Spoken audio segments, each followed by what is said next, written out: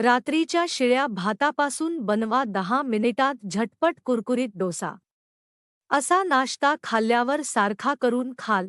मित्रांनो, आपल्या रोजच्या स्वयंपाकघरात भाताला अनन्यसाधारण महत्त्व आहे. भारतातील विशेषतः महाराष्ट्रातील असंख्य घरांमध्ये आपल्या चॅनलला सबस्क्राईब कर आणि लिही श्री स्वामी समर्थ. आज चांगली बातमी मिळेल. दुपारचं किंवा रात्रीचं जेवण भाताशिवाय पूर्णच होत नाही. गरमागरम वरणभात, भाजीभात किंवा आमटी भात खाल्ल्याशिवाय जेवण झाल्यासारखं वाटत नाही. पण अनेक वेळा उत्साहात किंवा सवयीने थोडा जास्त भात शिजवला जातो आणि जेवण संपल्यानंतर भात उरतो.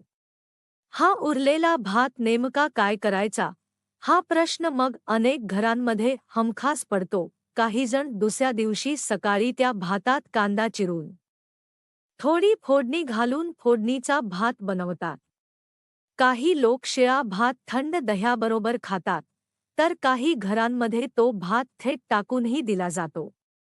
मात्र अन्न वाया घालवू नये, ही आपली संस्कृती आणि शिकवण असल्यामुळे अनेकजण उरलेल्या भाताचा काहीतरी उपयोग करण्याचा प्रयत्न करतात. पण शिळा भात डाळी किंवा भाजीबरोबर खायचा म्हटलं तर तो खूपच घट्ट, ताज्या भातासारखी त्याची मऊसर चव राहत नाही. वेळ गेल्यामुळे त्याची पोत बदलते आणि अनेकांना तो आवडतही नाही. याच कारणामुळे अनेक घरांमध्ये उरलेल्या भाताचा वापर करून काही वेगळं, चविष्ट आणि सर्वांना आवडेल असं पदार्थ बनवण्याकडे कल वाढताना दिसतो. विशेषतः लहान मुलांना फोडणीचा भात फारसा आवडत नाही. पण इडली, डोसा, उत्तप्पा यांसारखे पदार्थ मात्र मोठ्या चवीने खाल्ले जातात. मग असा प्रश्न पडतो की उरलेल्या भातापासून डोसा करता येईल का? तो तव्याला चिकटेल का? त्याची चव बिघडेल का? तो खरंच खाण्यालायक बनेल का?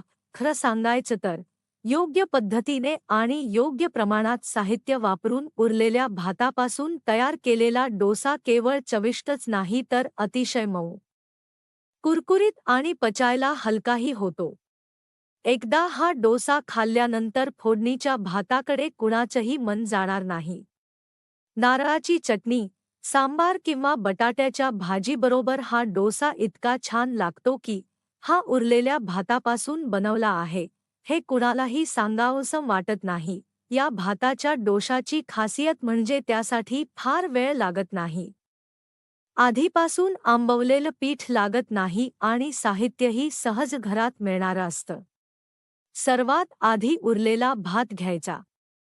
हा भात साधा वरणभात असू शकतो किंवा अगदी साधा पांढरा भातही चालतो. मात्र तो फार आंबट झालेला नसावा. साधारण 1.5 वाटी इतका भात मिक्सरच्या भांड्यात घ्यायचा. त्यानंतर त्यात रवा घालायचा. हा रवा खूप बारीक नसावा. उपमा किंवा शिरा करण्यासाठी वापरला जाणारा मध्यम जाडसर रवा यासाठी उत्तम ठरतो. साधारण 1 वाटी रवा घेतला तर भाताच्या प्रमाणाशी छान समतोल साधला जातो. यानंतर या मिश्रणात दही घालायचं. दह्यामुळे डोशाला हलका आंबटपणा येतो, जो डोशासाठी आवश्यक असतो. तसंच दह्यामुळे पीठ मऊसर बनतं आणि डोसा छान फुलतो. साधारण अर्धी वाटी दही या प्रमाणासाठी पुरेसं ठरतं. दही फार आंबट असेल तर त्याचं प्रमाण थोडं कमी करता येतं. त्यानंतर चवीनुसार मीठ घालायचं. मात्र इथे मीठ जपून घालणं खूप महत्त्वाचं आहे. कारण उरलेल्या भातात आधीच मीठ असण्याची शक्यता असते. त्यामुळे जास्त मीठ घातल्यास डोसे खारट होऊ शकतात. हे सगळं साहित्य मिक्सरमध्ये घालून त्यात थोडं थोडं पाणी घालत मिक्सर फिरवायचा. मिश्रण खूप पातळही नको आणि फार घट्टही नको. इडलीच्या पिठासारखी मध्यम सुसंगतता आली की मिश्रण तयार झालं असं समजायचं. हे मिश्रण एका भांड्यात काढून घ्यायचं आणि साधारण 10 मिनिटं झाकून ठेवायचं.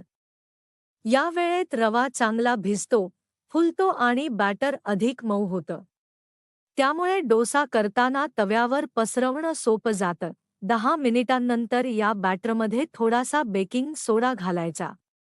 फार जास्त नाही, अगदी अर्धा छोटा चमचा पुरेसा असतो.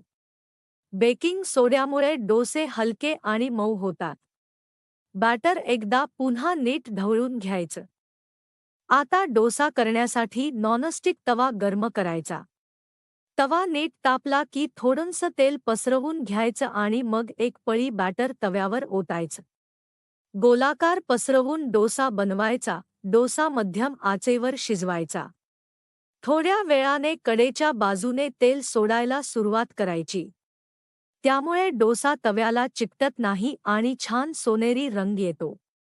एक बाजू नीट शिजली की चमच्याच्या सहाय्याने डोसा उलटवायचा आणि दुसऱ्या बाजूनेही थोडा वेळ शिजवायचा. दोन्ही बाजूंनी छान कुरकुरीत झाल्यावर डोसा ताटात काढायचा. हा साधा भाताचा डोसा आहे. पण यात हवे असल्यास तुम्ही थोडे प्रयोगही करू शकता. बॅटरमध्ये थोडा कांदा, मिरची, कोथिंबीर घालून तो उत्तप्प्यासारखा बनवू शकता. डोशावर शेजवान चटणी लावून त्यात बटाट्याची भाजी घालून मसाला डोसा तयार करू शकता.